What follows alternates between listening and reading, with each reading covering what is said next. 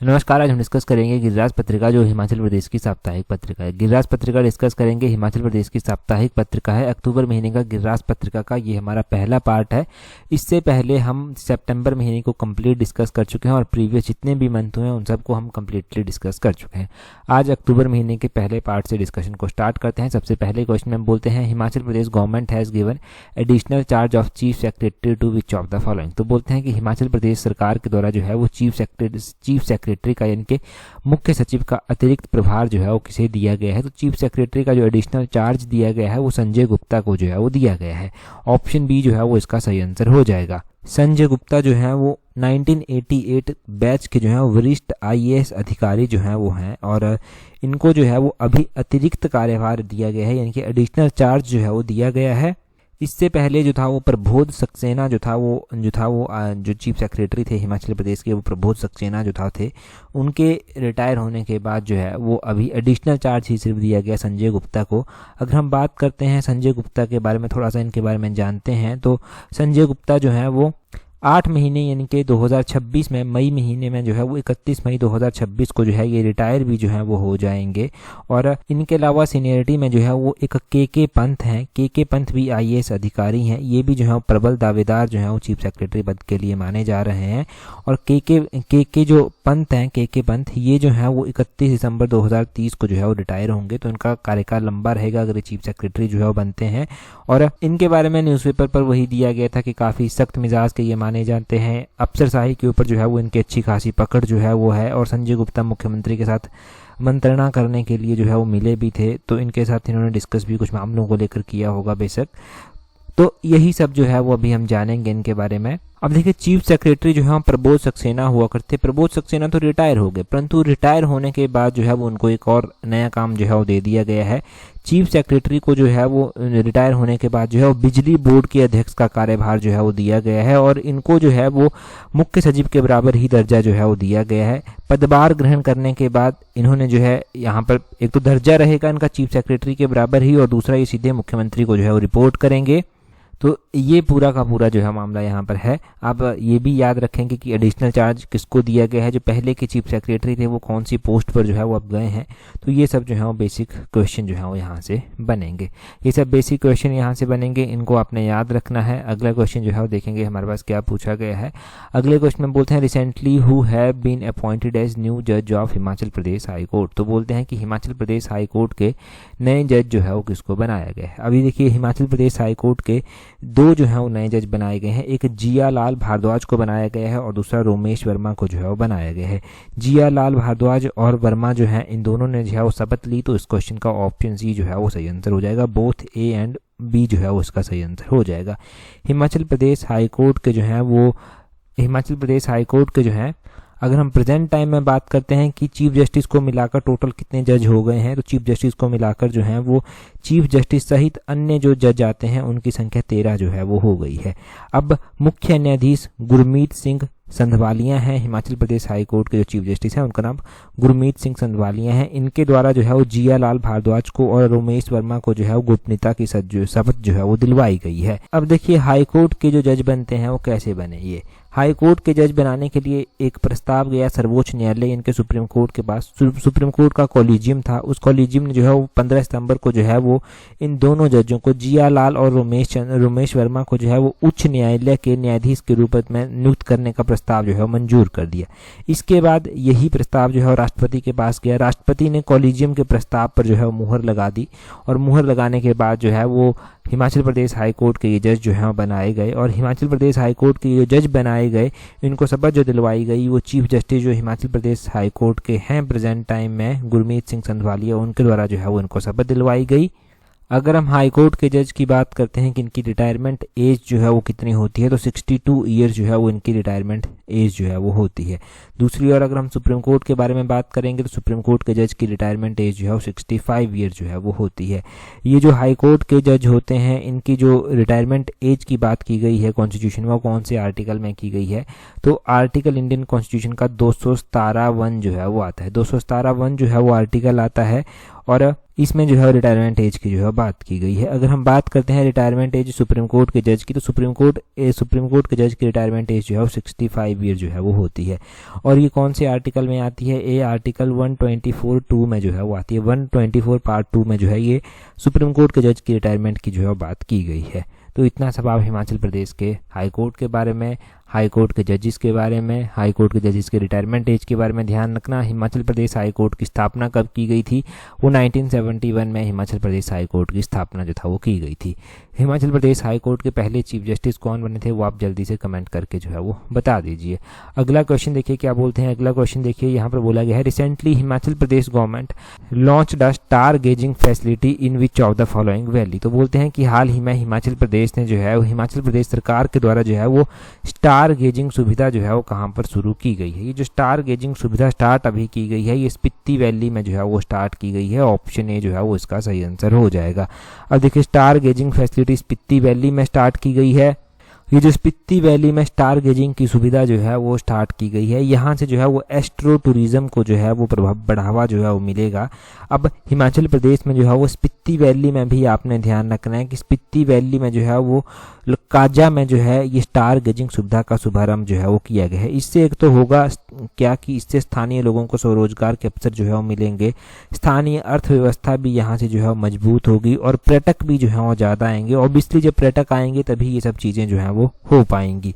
और इस तरह की ये नई नई चीज़ें अब स्टार्ट की जा रही हैं ताकि पर्यटन को जो है वो हिमाचल प्रदेश में जो है ज़्यादा से ज़्यादा बढ़ावा जो है मिल सके।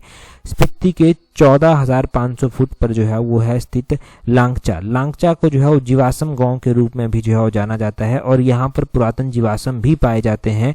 यहाँ के जो ग्रामीण हैं वो ये मानते हैं कि लांगचा देवी देवताओं का घर भी है। सरकार अगर इस तरह के प्रयास करती है, मतलब इस तरह के स्टार गेजिंग जैसी फैसिलिटीज चलाती हैं, तो ये जो अनछुए गंतव्य रह गए हैं, जैसे कि लांगचा मैंने आपको बताया, ये जो अनछुए गंतव्य रह गए हैं ये भी पर्यटन के साथ जुड़ेंगे और पर्यटन गतिविधियों को यहाँ पर भी जो है वो बढ़ावा जो है वो मिलेगा। ठीक है जी। और अलग अलग आपको तो पता है कि अब अलग अलग होम स्टे की फैसिलिटी जो है वो जगह जगह चलाई जा रही है। लास्ट एडिशन में हमने पढ़ा भी था कि होम स्टे के लिए लोन देने की बात जो है वो सरकार करती है, तो वहाँ से भी एक और नया अध्याय जो है वो जुड़ता है। होम स्टे को लोन दिया जाएगा, लोग नए होम स्टे जो है वो बनाएंगे और होम स्टे जब बनाएंगे तो पर्यटन जब आएंगे होम स्टे में तो उनको जो है वो थोड़ा सस्ते दामों में यहाँ पर रहने को मिल जाएगा। पर्यटन जब आएंगे तो उनको सस्ते दाम मिलेंगे और यहाँ के लोगों को जो है रोजगार के अवसर भी जो है वो मिल पाएंगे। अब हिमाचल प्रदेश में हम टूरिज्म इंडस्ट्री की भी अगर बात करते हैं तो टूरिज्म इंडस्ट्री का जो कंट्रीब्यूशन रहता है वो जीएसडीपी में कितना रहता है, वो 7.78% जो है वो रहता है। 7.78% जो है वो टूरिज्म इंडस्ट्री का जो है जीएसडीपी में जो है कंट्रीब्यूशन रहता है। दूसरा, यहाँ पर आपने एक और बात ध्यान रखनी है, आपने ये भी ध्यान रखना है कि हिमाचल प्रदेश में जो है वो दिसंबर 2024 तक जो है वो कितने टूरिस्ट जो है वो आए।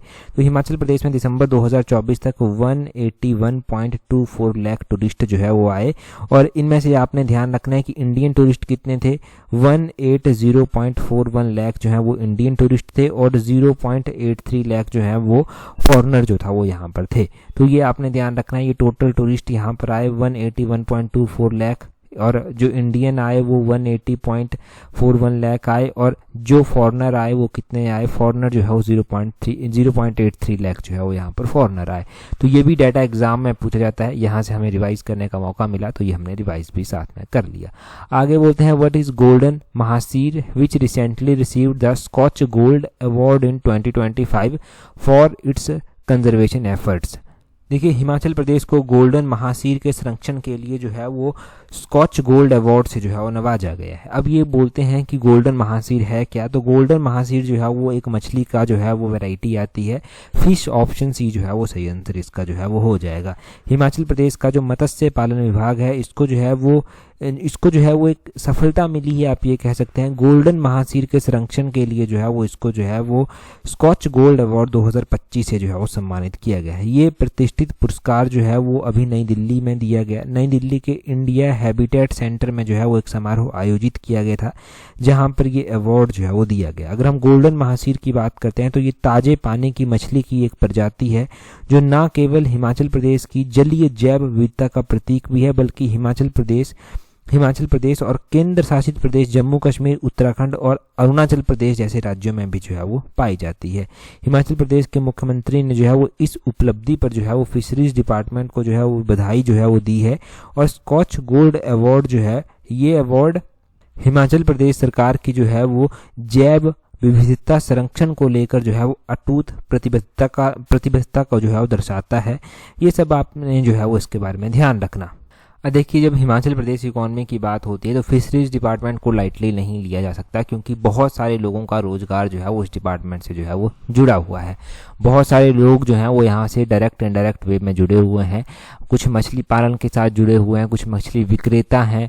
तो इस तरह से अलग अलग लोगों को जो है वो यहाँ से रोजगार जो है वो मिला हुआ है। तो ये भी एक इम्पॉर्टेंट डिपार्टमेंट जो है वो है। अगला क्वेश्चन देखेंगे, परंतु यहाँ से हम एक और क्वेश्चन साथ में जो है वो जोड़ लेंगे। अब देखिए, हिमाचल प्रदेश में जो है वो state of art fisheries training centre भी जो है वो है। ये जो state of art fisheries training centre है, ये गगरेट में जो है वो स्थापित किया गया है। गगरेट में जो कार्प फार्म है वहाँ पर स्थापित किया गया है और डिस्ट्रिक्ट ऊना में गगरेट जो है वो आता है। इसकी स्थापना जो है वो नाबार्ड की सहायता से जो है वो हिमाचल प्रदेश स्टेट गवर्नमेंट के द्वारा की गई है और FAIDF के तहत इसकी स्थापना जो है वो की गई है। FAIDF क्या है? FAIDF है fisheries and aquaculture infrastructure development fund. इसके तहत जो है वो इसकी स्थापना जो है वो की गई है। तो ये FAIDF के बारे में भी आपको पता चल गया। ये जो state of art fisheries training centre है, इसके बारे में भी क्वेश्चन एग्जाम में बन सकता है। अगला क्वेश्चन हम देखेंगे, परंतु अगला क्वेश्चन हम डिस्कस करें उससे पहले, अगर आप तैयारी कर रहे हैं अपकमिंग HPRC के TGT एग्जाम के लिए, आप HPRC के JBT एग्जाम के लिए तैयारी कर रहे हैं, तो आप हमारी कॉम्प्रिहेंसिव टेस्ट सीरीज को जो है वो ज्वाइन कर सकते हैं, जिसका लिंक नीचे डिस्क्रिप्शन बॉक्स कमेंट बॉक्स में जो है वो दिया गया है।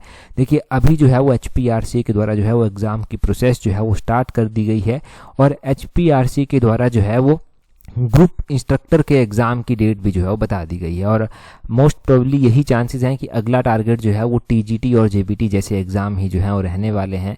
और अगर आप अपने जीके को स्ट्रॉन्ग करना चाहते हैं तो ये आपके पास सही टाइम है, सही अपॉर्चुनिटी है, आप टेस्ट सीरीज को ज्वाइन कर सकते हैं, जिसका लिंक नीचे डिस्क्रिप्शन बॉक्स कमेंट बॉक्स में जो है वो दिया गया है। अगला क्वेश्चन देखिए क्या बोलते हैं, Himachal Pradesh government offers how much subsidy to educated unemployed youth to purchase e taxi. तो हिमाचल प्रदेश सरकार के द्वारा जो है वो एक ई टैक्सी सुविधा भी जो है वो चलाई गई है, जहां से लोगों को स्वरोजगार मिलेगा। स्वरोजगार तो लोगों को मिलेगा ही मिलेगा, दूसरा यहाँ से क्या होगा, दूसरा यहाँ से जो है वो जो स्वरोजगार मिलने के साथ साथ हरित एक प्रदेश बनाने की और जो है वो हिमाचल प्रदेश जो है वो इनिशिएट कर रही है। तो हरित प्रदेश बनाने में भी जो है वो हिमाचल प्रदेश को जो है वो सहायता जो है वो मिलेगी। ठीक है, अगर हम बात करते हैं हिमाचल प्रदेश में, यहीं हिमाचल प्रदेश की इस ई टैक्सी योजना के बारे में, तो इस ई टैक्सी के लिए जो सब्सिडी दी जाती है वो 50% की सब्सिडी जो है वो दी जाती है। ऑप्शन बी जो है वो इसका सही आंसर हो जाएगा। इसमें भी जो है वो जो लाभार्थी हैं उनके बारे में बताया गया था कि उनको जो है वो सब्सिडी दी गई और आपने ध्यान रखना है कि सरकार टैक्सी खरीदने के लिए 50% की सब्सिडी जो है वो देती है।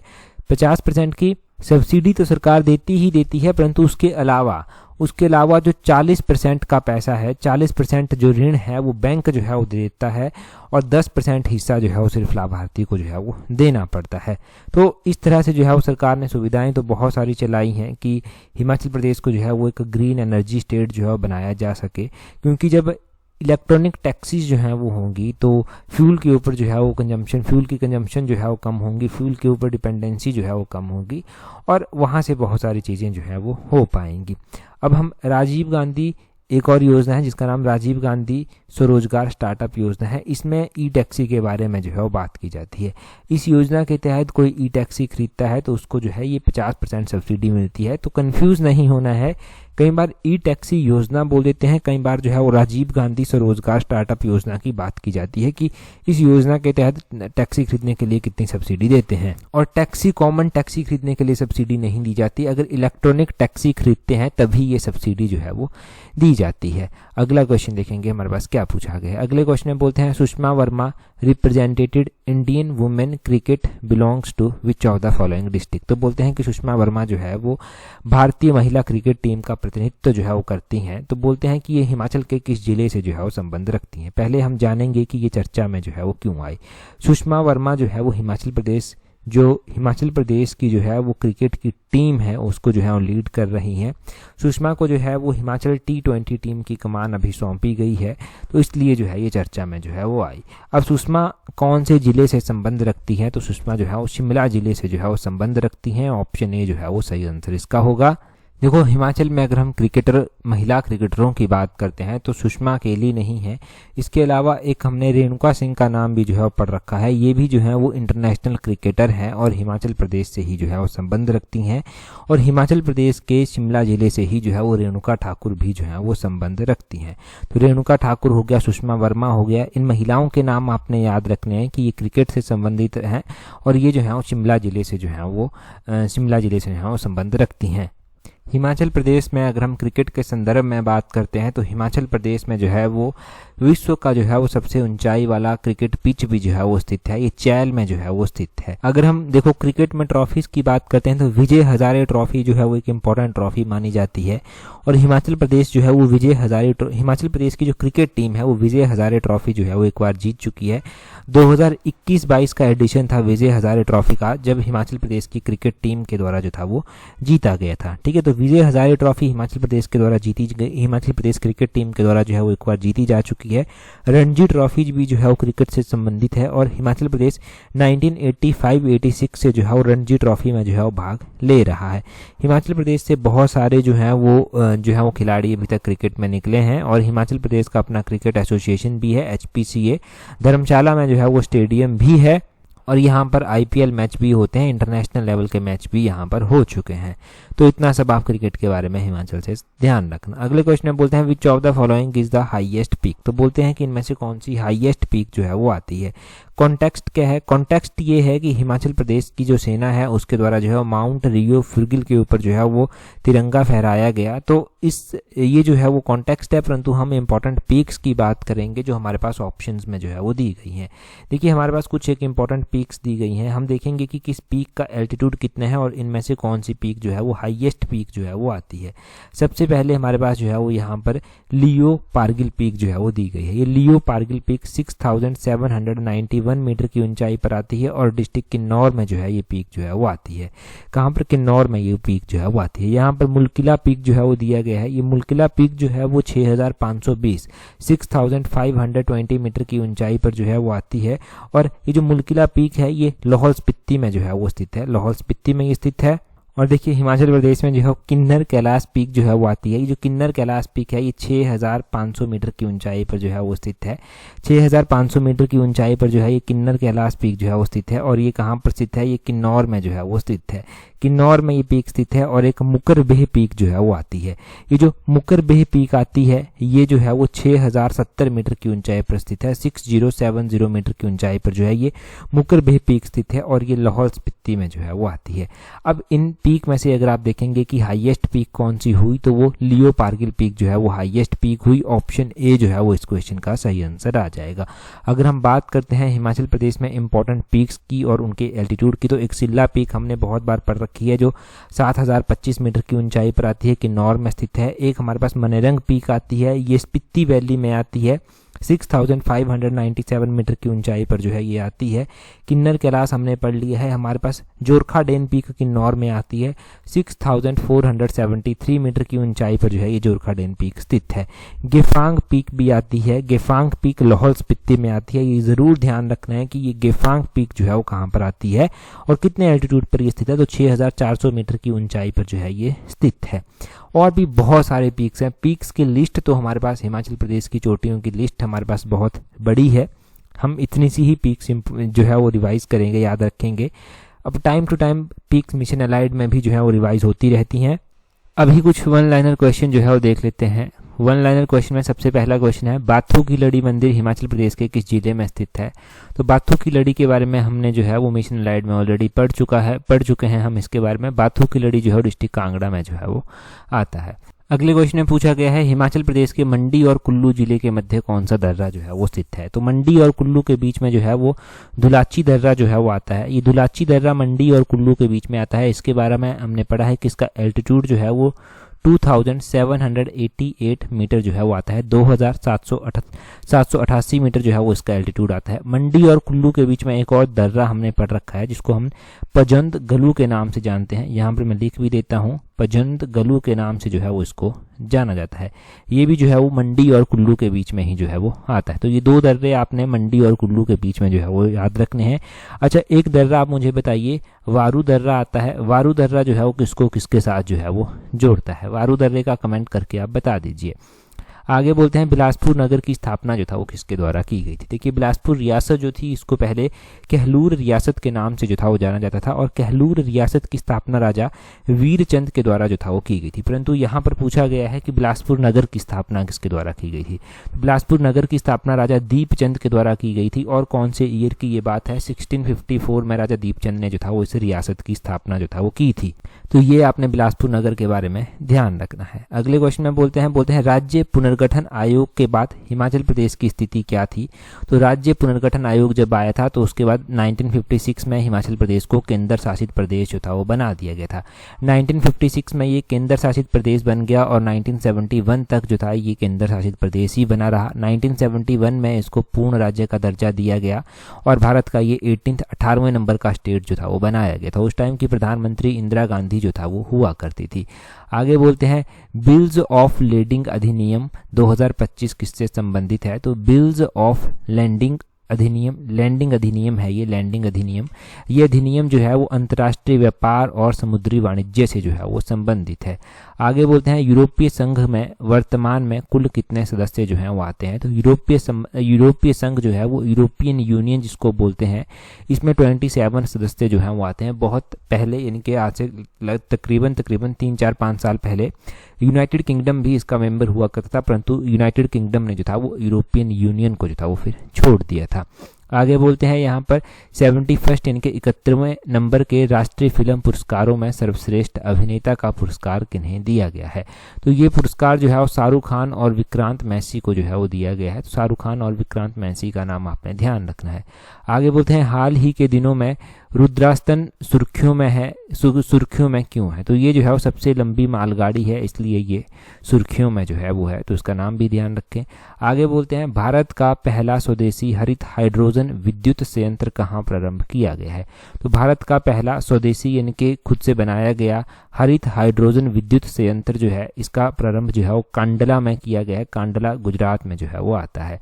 उससे अगले क्वेश्चन में बोलते हैं 79 नंबर के जो है वो स्वतंत्रता दिवस पर प्रधानमंत्री द्वारा घोषित डेमोग्राफिक मिशन किससे संबंधित है? तो 79 नंबर के स्वतंत्रता दिवस पर प्रधानमंत्री के द्वारा डेमोग्राफिक मिशन जो है वो ये इसकी बात की गई थी। तो ये जो है वो किससे संबंधित है? बांग्लादेश से घुसपैठ की समस्या से संबंधित जो है ये डेमोग्राफिक मिशन आता है। अगले क्वेश्चन में बोलते हैं पूर्व में नाथुला दर्रे के रास्ते किस देश के साथ भारत का द्विपक्षीय व्यापार हुआ करता था? तो ये चीन के साथ हुआ करता था। वर्तमान में बोलते हैं प्रधानमंत्री की आर्थिक सलाहकार परिषद का अध्यक्ष कौन है? तो प्रधानमंत्री की आर्थिक सलाहकार परिषद का महेंद्र देव को जो है वो अध्यक्ष जो है बनाया गया है। आगे बोलते हैं भारत सरकार द्वारा श्वेत क्रांति 2.0 की शुरुआत किसने की थी? तो किससे संबंधित है? तो श्वेत क्रांति 2.0 जो है वो संबंधित है दुग्ध उत्पादन से, दुग्ध यानी कि मिल्क प्रोडक्शन से जो है ये श्वेत क्रांति संबंधित है। चेचक रोग किस वायरस के कारण होता है? तो चेचक रोग जो है वो वेरियोला वायरस के कारण जो है वो होता है। वेरियोला वायरस के कारण ये चेचक रोग जो है वो होता है। अगले क्वेश्चन में बोलते हैं Irina Thakur who has been appointed as India's deputy high commissioner in Australia is related to which district of Himachal Pradesh? तो ऑस्ट्रेलिया में भारत की डिप्टी हाई कमिश्नर बनाई गई हैं इरीना ठाकुर, ये किस जिले से संबंध रखती हैं? आपने कमेंट कर बताना है। इस क्वेश्चन को हम इससे पहले पढ़ चुके हैं। अगर आपने टेलीग्राम पर हम अभी तक ज्वाइन नहीं किया है तो टेलीग्राम पर ज्वाइन करने के लिए अपने टेलीग्राम से @allexam31 सर्च करना, आपको हमारा टेलीग्राम चैनल मिल जाएगा। आज की इस वीडियो में इतना ही है। That's all for today. Thank you very much for watching and listening it very patiently.